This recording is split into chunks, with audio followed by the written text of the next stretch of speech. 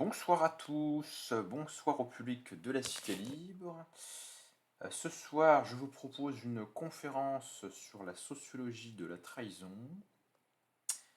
qui va être basée sur le commentaire d'un billet de blog. Donc vous avez l'affichage à l'écran, un billet de mon ancien blog, c'est plus le blog que j'utilise actuellement. Vous avez l'affichage du texte à l'écran pour ceux qui auront la version de la vidéo. Pour les autres, vous avez le texte dans le textuel 1 sur le serveur. Une bonne partie de la matière de ce billet est empruntée à un auteur qui s'appelle Sébastien Cher, qui est un sociologue français qui est né en 68. Sébastien Cher, donc je ne sais pas exactement très bien c'est quoi ses spécialités. Apparemment, il aurait fait une thèse sur le chômage à la base, mais pareil, après il est parti étudier d'autres sujets. Donc là, le livre dont je vais emprunter une partie du contenu pour le commenter, c'est un livre qui s'appelle Traître et trahison de l'Antiquité à nos jours. Euh, un livre paru en 2008. Et donc c'est à partir de ce livre-là que j'ai un petit peu lu à une époque où je devais faire un commentaire d'article quand j'étais encore en master de histoire contemporaine. J'avais un commentaire d'article à faire sur un article d'un historien français qui est décédé l'année dernière, je crois, qui s'appelait Maurice Goldring, qui était un historien spécialisé de l'Irlande et qui avait fait un article sur la figure du traître dans le mouvement républicain irlandais. C'est un article qui est cité dans les notes de mon billet de blog. Et comme toute bonne démarche scientifique, voilà, je m'étais dit, bon, voilà, c'est un article sur la figure du traître dans le mouvement républicain irlandais.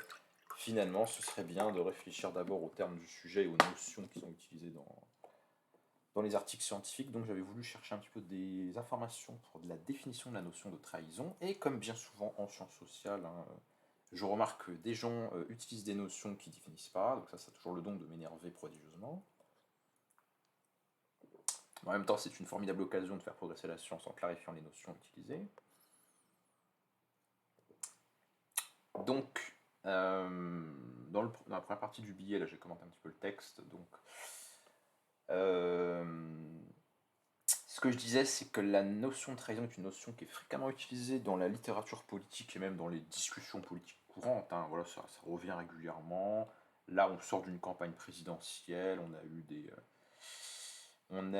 des gens qui ont été taxés de trahison, notamment un cadre du Front National, je ne sais plus lequel, qui a été débarqué en route parce qu'il était soupçonné de diffuser des informations confidentielles à l'appareil d'un parti concurrent. Et puis il y a des gens qui ont changé de parti politique, comme ça arrive de temps à autre, mais notamment dans les contextes électoraux, et certaines de ces personnes ont été qualifiées de traîtres par leur ancien parti. Enfin, c'est des choses qui arrivent, notamment du côté d'un certain bord politique, puisque comme je le dis dans l'une des notes de l'article, euh,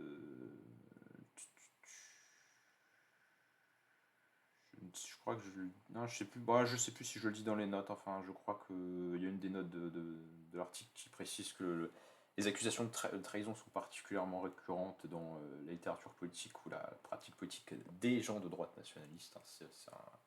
C'est une catégorie qu'ils aiment bien manier. Finalement, cette catégorie, on la retrouve aussi souvent dans la littérature en sciences sociales qui réfléchit aux phénomènes politiques, mais toujours sans aucune définition.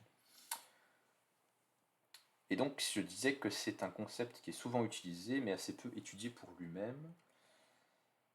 Les historiens notamment utilisent souvent ce mot de forme conjuguée du verbe trahir. Je note les occurrences dans certaines revues de référence en histoire. Par exemple, dans la prestigieuse Revue des Annales, on a 114 occurrences de la notion de trahison, et dans la revue historique, on en a 180. Et les politistes sont les champions de l'utilisation de la notion de trahison, puisque dans la vénérable revue française de sciences politiques, on a 330 résultats quand on fait de la recherche par mots-clés sur la notion de trahison ou ses équivalents conjugués pour le verbe. Et donc il y a quand même une certaine popularité de l'usage de la notion de traître ou de trahison sans que ça fasse l'objet de quelconque définition. Donc, on peut se demander pourquoi est-ce que c'est une notion qui est utilisée sans être définie, et une des hypothèses possibles, c'est que ça viendrait de ce que la notion même de trahison nous inspire en tant que valeur. C'est-à-dire qu'en fait, comme c'est très très désagréable à penser, bah, ça fait partie des choses qu'on n'aime pas penser parce que c'est pénible. Et on pourrait rapprocher cet état de fait du silence intellectuel, hein, quand même assez fort qui entoure la notion de guerre civile, hein. J'avais fait un autre billet sur la notion de guerre civile et les recherches qui lui sont consacrées, et finalement il y a plus de gens qui utilisent la notion de guerre civile que de gens qui sont capables de définir de quoi il s'agit. Sans doute parce que là aussi c'est une sorte de catégorie un peu effrayante qu'on n'aime pas, à laquelle on n'aime pas penser pour de vrai, quoi, hein, et c'est souvent le cas des catégories qui ont une forte charge émotionnelle, hein. En général, plus une catégorie a une dimension émotionnelle, moins elle est bien définie. C'est particulièrement vrai pour la notion de nation, par exemple, hein, très souvent utilisée, rarement définie. Donc voilà, ça pourrait être des explications de pourquoi est-ce qu'on ne définit pas sérieusement la notion de trahison. La notion de trahison, donc, est souvent utilisée pour dénoter une forme d'accusation infamante, hein. Elle a un pouvoir ou elle a une valeur de dénonciation morale. Ce qui fait qu'elle est fortement liée à des jugements de valeur. C'est peut-être aussi pour ça que certains scientifiques ne veulent pas l'utiliser, ou alors quand ils l'utilisent, ils mettent entre guillemets pour montrer que c'est le point de vue des acteurs, mais c'est pas le point de vue du scientifique, précisément parce que ça semble être une notion peu scientifique car fortement liée à des jugements de valeur.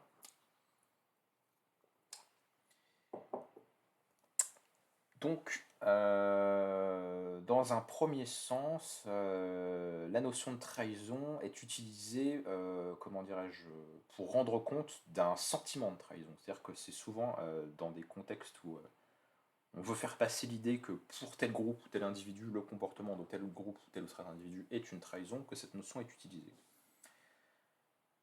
Et le problème de cette approche qui est un petit peu subjectiviste, c'est que ça ne nous permet pas vraiment de savoir ce que c'est. C'est-à-dire que cette forme-là d'usage de la notion de trahison, c'est ce que j'ai appelé dans le billet la trahison subie, c'est-à-dire la trahison en tant qu'un tel individu a un sentiment de trahison.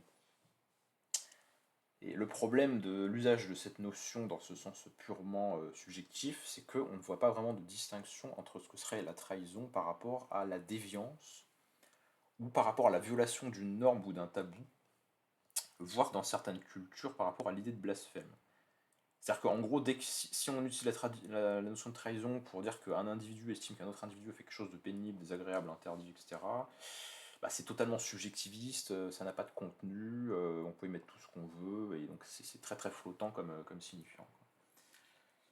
Et donc la bonne approche, semble-t-il, pour objectiver cette notion de trahison et ne pas appeler trahison tout ce que les acteurs sont prêts à appeler trahison, parce que dans ce cas-là on a une inflation conceptuelle absolument dramatique, c'est ce que j'appelle dans le billet, hein, la trahison choisie. C'est-à-dire qu'on va réfléchir à la trahison non pas du point de vue de ce que les gens ressentent ou des accusations qui sont portées par les acteurs, mais en tant que stratégie de certains acteurs. C'est-à-dire on va regarder la trahison du point de vue du traître, en fait. Alors si on fait ça, ça permet beaucoup plus facilement d'objectiver la notion de trahison, c'est-à-dire d'en faire une analyse neutre qui ne soit pas une accusation chargée de jugement de valeur. Et dans cette acceptation du terme, la trahison, c'est d'abord un choix, c'est-à-dire le produit d'une intention délibérée. De même qu'on ne peut pas être un manipulateur sans dissimuler consciemment à autrui le mal qu'on lui prépare, de même on ne peut pas être un traître sans avoir conscience que l'on commet un acte qui, une fois su, brisera la confiance qu'autrui a placée en nous. Et alors là, je cite Sébastien Cher dans son bouquin, il nous dit que la récurrence de comportements basés sur la dissimulation et le mensonge dans certaines trahisons nous montre au moins une chose, le traître sait ce qu'il fait, au sens où il sait quelles sont les frontières symboliques du groupe et les pratiques qui seraient immédiatement considérées comme des transgressions. La dissimulation est finalement une preuve de sa parfaite socialisation. Il ne pourrait agir de la sorte sans s'appuyer sur un stock commun de connaissances partagées. Donc quand on regarde la trahison du point de vue du traître, on observe que en fait c'est pas possible de trahir, voilà, enfin, ça n'a pas la gratuité ou la prolifération arbitraire de la trahison du point de vue des gens qui ont un sentiment de trahison. C'est quelque chose qui est beaucoup plus délimité et circonscrit parce qu'on peut trahir que si on sait, hein, cognitivement quelles sont les limites du groupe, qu'est-ce qui est toléré de ce qui n'est pas toléré, et qu'est-ce qui fait qu'on va perdre la confiance du groupe en faisant une action ou pas. Donc c'est seulement de l'intérieur finalement que l'idée de trahison, ou le fait de la trahison peut survenir pour un acteur qui est déjà intégré dans le groupe et qui connaît la façon dont le groupe se représente, ce qui est permis de ce qui ne l'est pas. Donc à partir de ça, on arrive à l'idée que la trahison, c'est un type de rupture d'une relation sociale. Donc dans le bouquin de Scher, il définit pas spécialement ce que c'est qu'une rupture d'une relation sociale, mais là pour le coup ça semble assez intuitif et on voit pas vraiment pourquoi il faudrait faire des efforts de définition extraordinaires. On pourrait dire comme ça, j'improvise, hein, que la rupture d'une relation sociale, ça se traduit, donc ça serait un type de fait social qui se traduirait par la désidentification à autrui, c'est-à-dire que je ne me sens plus proche d'autrui, je n'ai plus d'empathie pour autrui, je ne considère pas autrui comme un moi-même ou comme un individu dont les intérêts m'importent. Et puis sur un plan plus empirique ou plus observable, la rupture d'une relation sociale, ça veut dire que des gens vont moins se voir, donc baisse de fréquence des contacts sociaux, baisse de la communication entre les individus. Donc la trahison est un type de rupture d'une relation sociale, mais ça ne veut pas dire que tout type de rupture d'une relation sociale est une trahison. C'est seulement un sous-ensemble de la catégorie. Donc on peut dire que la trahison, c'est une forme de rupture par préférence, en ce sens que la trahison implique de choisir entre des allégeances inconciliables. Et Scher nous dit, toute trahison implique le reniement d'un lien au profit d'un autre. Donc le traître, c'est toujours quelqu'un qui doit faire un choix entre des groupes d'appartenance possibles en fait. Ce qui montre là encore que c'est forcément un individu très socialisé, hein. Ça peut pas être un individu qui n'est lié à rien du tout. Donc si toute trahison est une rupture, la réciproque n'est pas vraie. La trahison est la rupture d'un lien ou d'une relation basée sur la confiance et la loyauté, ce qui restreint considérablement le champ de la trahison. En effet, la plupart des cas de rupture sociale ne présentent pas le caractère spectaculaire, imprévu et dramatique de la trahison, en particulier dans les relations qui ne reposent pas sur des affinités interpersonnelles, mais sur des règles formelles. Par exemple, toutes les fois qu'il y a une rupture de contrat de travail, y compris parce que c'est la date prévue et que ce n'est pas une surprise pour l'une des parties en présence, on ne peut pas dire que c'est une trahison. Même si les gens se disputent, finalement, c'est juste une séparation, comme il peut y avoir des séparations personnelles, amicales, amoureuses, etc. Toute forme de séparation n'est pas une trahison. Il nous dit aussi, on pourrait difficilement qualifier de trahison le fait qu'un individu choisisse d'accepter une promotion dans une entreprise ou qu'il choisisse une grande surface au détriment d'une autre pour faire ses courses. Ça veut dire que tout choix qui exclut un individu ou un groupe n'est pas non plus une trahison. Il faut que ce soit un choix qui nous sépare d'un groupe auquel on a d'abord accordé une forme d'allégeance ou d'engagement. Alors que quand on va choisir tel fournisseur pour ses courses plutôt que pour tel autre, a priori, on n'a aucun lien personnel, on n'a pas promis qu'on allait rester dans telle entreprise ou dans tel magasin de courses, donc ça ne rompt aucune forme d'engagement. Alors, sur la structure de la trahison, puisque j'avais oublié de le dire en introduction, mais rappelons que la sociologie est une science qui vise à rendre compte du monde social en isolant des objets de la réalité sociale et en expliquant évidemment les éléments qui composent ces objets ainsi que les raisons de l'existence de ces phénomènes de par les relations structurelles qui existent entre tel fait social et d'autres aspects de la société donnée. Pour ceux qui regardent ma chaîne régulièrement, j'ai déjà fait au tout début de ma chaîne une introduction à la sociologie, donc ceux qui veulent revenir sur les principes de base de la recherche en sciences sociologiques peuvent se référer à cette vidéo. Maintenant, j'essaie d'avancer dans ce que ça peut nous apprendre en me tournant plutôt vers de la vulgarisation sur des explications de faits sociaux spécifiques. Donc aujourd'hui, on va s'intéresser à la trahison, puis dans d'autres vidéos, on s'intéressera à d'autres découvertes ou à d'autres explications.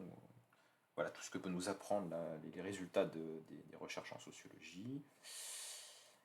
Et donc je ne reviendrai pas sur les principes de base de cette science, parce que je les ai déjà exposés. Donc s'agissant de la structure de ce que c'est que la trahison, Sébastien Scher explique qu'il faut être 3 pour trahir. Donc dans une trahison, il y a toujours 3 acteurs ou 3 éléments, hein. Le traître, le trahi, et le troisième élément, c'est le plus important, et celui au profit duquel se fait la trahison.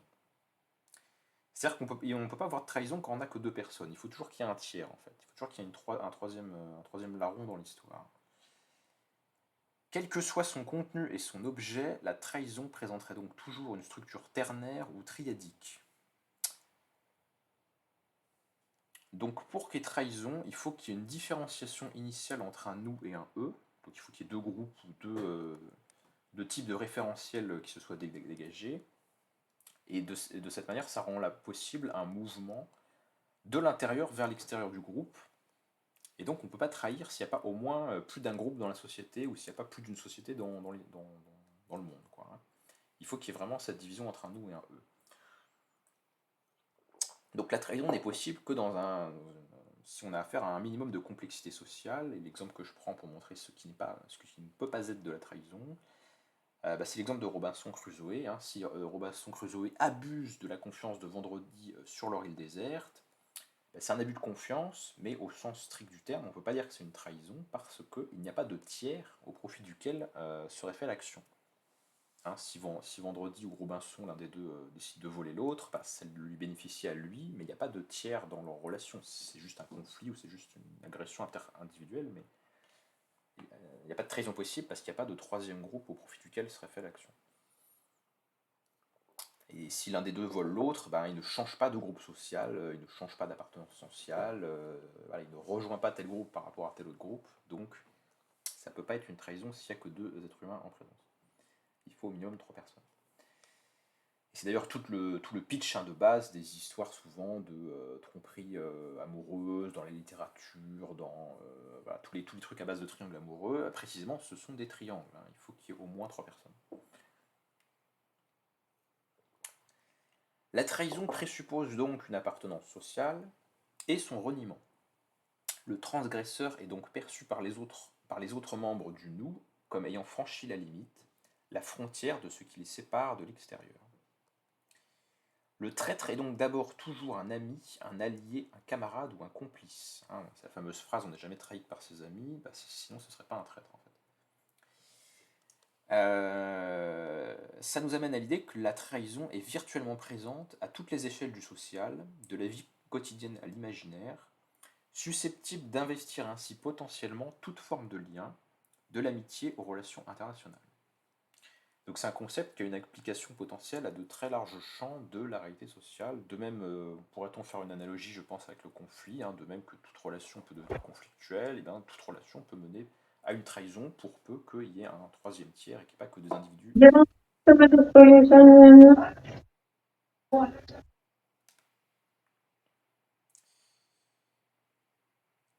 Alors, je continue.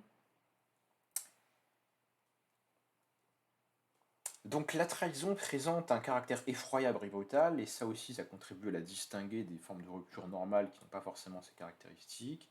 Et c'est précisément ces propriétés de soudaineté et de violence qui font qu'elle est difficile à analyser. Alors dans son livre, Sébastien Scher fait une partie d'analyse avec des entretiens, hein. Il interroge des gens, il a une approche qualitative en interrogeant des personnes pour essayer d'identifier des cas typiques de phénomènes sociaux de trahison. Et il rapporte que la trahison a une puissance d'effroi qui provoque de la douleur, souffrance, tristesse, désarroi, stupéfaction. Les témoignages concordent et montrent qu'on ne sort pas indemne d'une telle expérience. Quelque chose s'effondre, des repères s'évanouissent, des routines deviennent inopérantes. Le sens même de la trahison est alors souvent hors d'atteinte et parfois même définitivement intelligible. Hein, il rapporte des cas dans son bouquin de témoignages personnels, souvent des choses assez intimes, et certaines personnes, parfois même des années après, ne comprennent pas le comportement de trahison qu'ils attribuent à autrui. La trahison porte atteinte au processus de régulation et de conservation du groupe.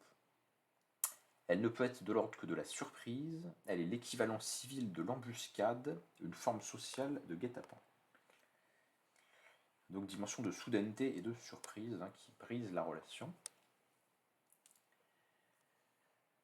Et alors, ce qui est intéressant, c'est que comme on a bien souligné le fait que dans la trahison, il y a nécessairement auparavant un aspect collectif ou communautaire qui rend possible un tel phénomène, eh bien ça nous explique les affinités que présente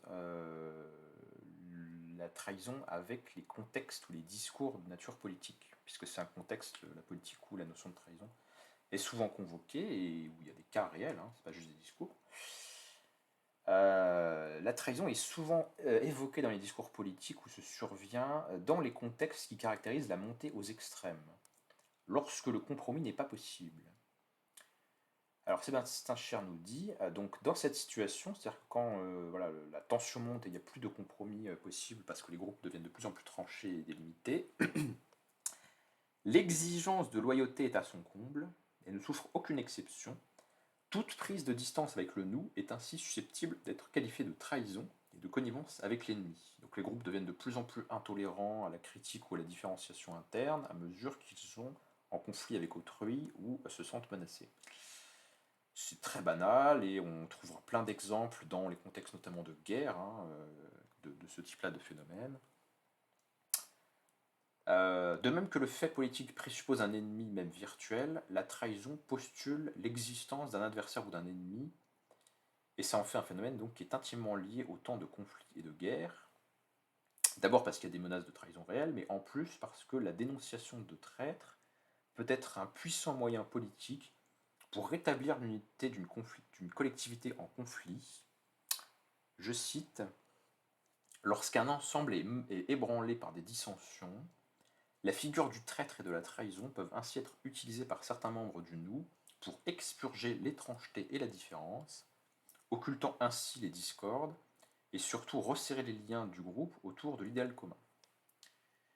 Donc en fait, il y a un fort lien entre l'idée de bouc émissaire enfin entre la situation de conflit ou de crise d'un ensemble, notamment politique, et la survenue de discours attribuant ces dissensions à un groupe qui fait office de bouc émissaire, mais là en l'occurrence ça peut être même des gens qui sont qualifiés de traîtres, c'est-à-dire c'est pas seulement des gens qui sont nuisibles au groupe, et c'est en plus qui sont nuisibles au groupe au profit d'un élément qui est extérieur au groupe.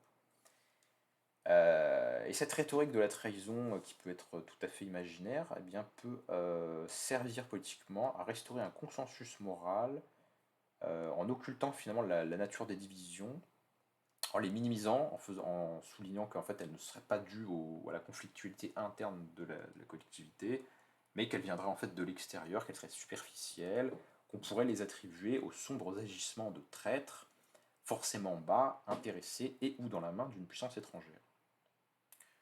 Donc là, il y a plein d'exemples de ça dans l'histoire. On peut penser notamment au XXe siècle au discours antisocialiste, anticommuniste, attribuant les divisions du corps social à voilà, le financement d'une puissance étrangère, l'idéologie d'un groupe religieux minoritaire. Enfin, bon, on peut trouver plein d'exemples qui cherchent à minimiser les véritables conflits sociaux internes en les attribuant à les agissements d'un groupe extérieur qui aurait trouvé des traîtres dans le corps du groupe.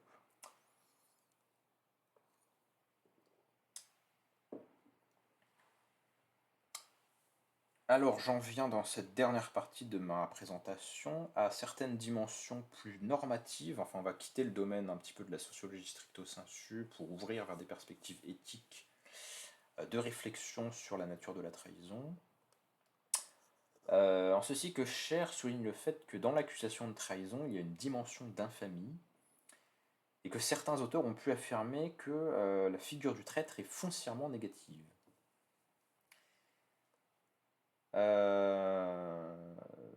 Donc, ce que essaie de montrer Sébastien Cher, c'est que finalement le discours ou la représentation courante que les gens ont de la trahison est que on a tendance à penser qu'un traître, c'est forcément un individu qui est pervers, au sens où il prendrait un certain plaisir à trahir, à blesser ses victimes, à trahir leur confiance. On a tendance à penser que si une personne trahit, c'est forcément que c'est un être mauvais, déloyal en toutes circonstances, donc pas juste ce coup-ci, mais en général, voilà, c'est quelqu'un à qui on ne peut pas faire confiance en général, quel que soit le contexte. Et l'archétype de cette figure, ce serait la représentation de Judas au Moyen Âge. Donc Cher nous dit qu'on a réécrit la vie de Judas au Moyen Âge pour la faire cadrer avec son stéréotype et montrer que finalement il n'a pas juste trahi Jésus une fois, il était tout le temps déloyal, on ne pouvait jamais lui faire confiance. Donc il y aurait une forme de nature du traître, ce ne serait pas juste un événement social qui se produit dans un contexte déterminé, mais ce serait le révélateur d'une essence ou d'une nature profonde. C'est la fameuse expression tel événement a montré le vrai visage d'eux. Sous-entendu, voilà, si telle personne a trahi à tel moment, c'est qu'il avait toujours cette personnalité ou ce caractère dans tous les contextes imaginables. Et en fait, Cher essaie de montrer que cette représentation sociale de la figure du traître est une caricature, parce que certes, il y a certains des individus qui sont des traîtres par pur plaisir sadique de sentir qu'ils peuvent abuser de la confiance d'un groupe, mais en fait, c'est un cas qui est plutôt pathologique et qui est absolument pas généralisable. Et loin que le traître soit forcément un individu opportuniste qui ne vise que son bon plaisir sadique et qui n'a pas d'objectif un peu plus sophistiqué, en fait, on peut voir qu'il y a toutes sortes de traîtres qui sont des individus extrêmement dévoués à des causes et qui peuvent même être prêts à défendre leurs valeurs et leurs convictions au péril de leur vie. Euh, donc là, il ne donne pas spécialement d'exemple, mais on pourrait penser à ces militants communistes américains, j'oublie leur nom exact, là, mais les deux scientifiques américains là, qui ont qui ont donné les moyens à l'Union soviétique de concevoir la bombe atomique. Je ne me suis pas intéressé à leur personnalité, leur motivation exacte, mais voilà, on peut imaginer que des gens qui sont prêts à finir à la chaise électrique pour que l'URSS puissent avoir la bombe, et bien, peuvent avoir des motivations de nature politique, de nature idéologique, qui font qu'en fait, ils trahissent pas de façon aléatoire, ils trahissent pour le service d'une puissance déterminée, parce qu'ils adhèrent à un projet politique déterminé, peut-être parce qu'ils pensent que c'est bien pour le monde entier que l'Union soviétique ait la bombe atomique, bon, peu importe les raisons exactes, mais c'est pas aléatoire juste pour le plaisir, il y a vraiment euh, la volonté de faire passer euh, la réalisation de certains buts au-dessus de la confiance que vous apprêtez le groupe auquel vous avez prétendu appartenir. Parce que le traître peut être un traître par idéalisme, en fait. C'est un cas qui est possible, donc c'est pas forcément un cynique. Et du coup, ça nous amène à nous interroger sur la nature éthique de la trahison, puisque ça peut être fait pour des raisons qui ne sont pas purement sadiques ou pathologiques. Alors avant de revenir sur ce point, je voulais indiquer d'autres petites remarques de Cher sur les effets ou la dimension sociologique de la trahison. Il nous dit aussi que la trahison peut être créatrice d'un lien social, c'est-à-dire que le fait de renoncer ou de se retrancher de l'appartenance à tel groupe pour aller vers un autre groupe, eh bien, qu'on le veuille ou non, c'est une forme de création d'un lien social. Et Cher va jusqu'à dire que dans le ralliement à un groupe qui caractérise l'action de la trahison, il y a quelque chose qui rapproche la trahison du don, puisque ça permet de consolider l'appartenance avec le groupe qu'on va rejoindre. Et donc il indique qu'il y a une véritable dimension créatrice de la trahison sur le plan sociologique, puisque ça fédère des individus euh, entre l'individu traître et le groupe auquel bénéficie l'action, se crée une forme de don. Quoi. Je suis allé jusqu'à trahir pour vous. Quoi. Donc il y a quelque chose de contre-intuitif, mais de effectivement fédérateur dans cette action. Donc je reviens sur le traître par idéalisme, ou le traître qui a des convictions. Donc un individu peut être un traître parce qu'il cherche à demeurer fidèle à lui-même, en rompant avec un groupe au service pour valoriser eh bien une personne ou un groupe qu'il met au-dessus du groupe qu'il va trahir. Quoi. Et ça nous amène à considérer le fait que le traître peut se dévoiler comme une figure radicale de la désobéissance civile ou militaire.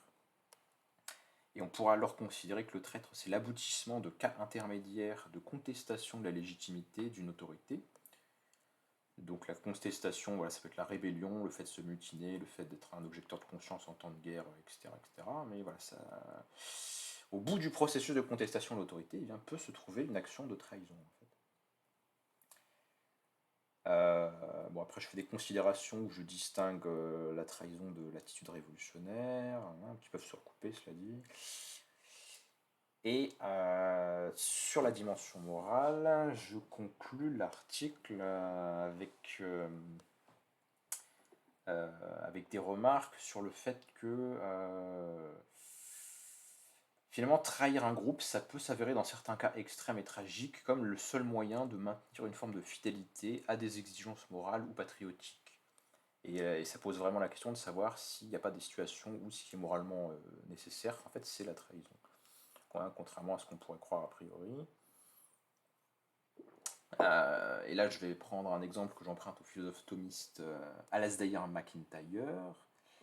Dans une conférence sur le patriotisme, il nous parle d'un individu qui s'appelle Adam von Tropp.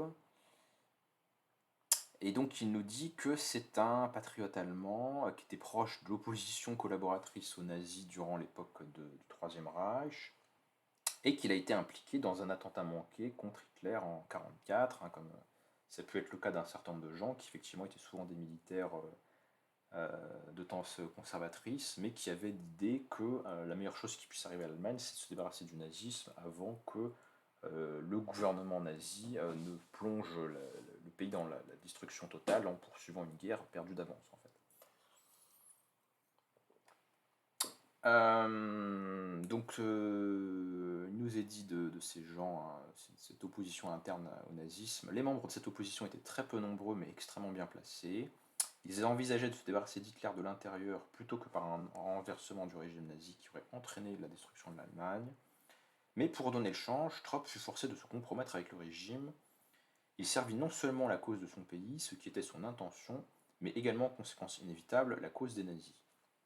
Donc là, on retrouve le fait que le traître, pour agir efficacement et perpétrer sa trahison, il a besoin d'être extrêmement bien intégré au groupe qu'il prétend trahir à un moment donné, ce qui crée des ambiguïtés d'interprétation pour savoir qui voulait vraiment faire quoi, et ce qui amène aussi à des formes de compromission morale, parce que quand vous êtes dans une situation où vous devez donner le change pour abattre le groupe plus tard par une trahison, mais ça vous oblige quand même un certain temps à faire partie du groupe et à faire comme le groupe et à faire éventuellement des choses que vous réprouvez mais que vous excusez par le fait qu'à plus long terme vous allez détruire le groupe que vous faites semblant d'avoir rejoint. Et tout cela est très compliqué à juger moralement.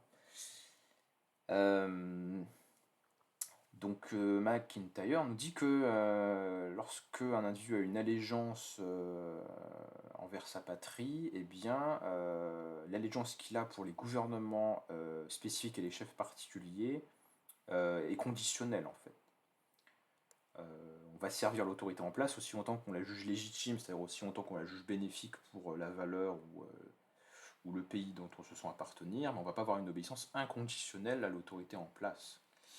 Ce qui amène au fait qu'on peut vouloir s'opposer aux dirigeants de son pays, voire commettre des trahisons pour servir le peuple contre le gouvernement en place dont on estime qu'il n'est pas capable de faire le bien du pays, mais ça pourrait être n'importe quelle valeur, ça pourrait être sauver la révolution de tel individu qui serait nuisible à la perception, à la permanence de la révolution. Enfin, on pourrait généraliser ce schéma en disant qu'il y a toutes sortes de cas où on peut vouloir servir un groupe ou une valeur générale en s'opposant aux actions de tel individu particulier qui ne sert pas bien la valeur dont on se réclame. Et donc le cas de Tropp, exécuté pour avoir tenté de tuer Hitler sans succès, nous montre toute l'ambiguïté de la notion de trahison, puisqu'il y a des cas où on pourrait se dire que la seule chose de morale à faire, ou la seule chose de bénéfique à faire, ce soit de trahir. Ce qui amène à se poser avec Raymond Aron la question de savoir si la trahison ne serait pas le dernier refuge de la liberté dans des situations extrémistes.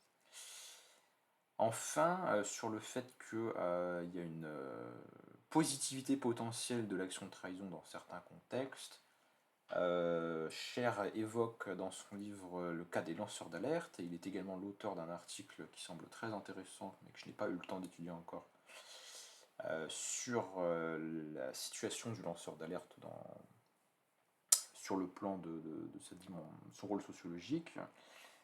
Et finalement, les lanceurs d'alerte sont souvent qualifiés de traîtres par les organisations dont ils font fuiter des informations confidentielles. Il arrive qu'eux-mêmes subjectivement se pensent comme des traîtres, etc.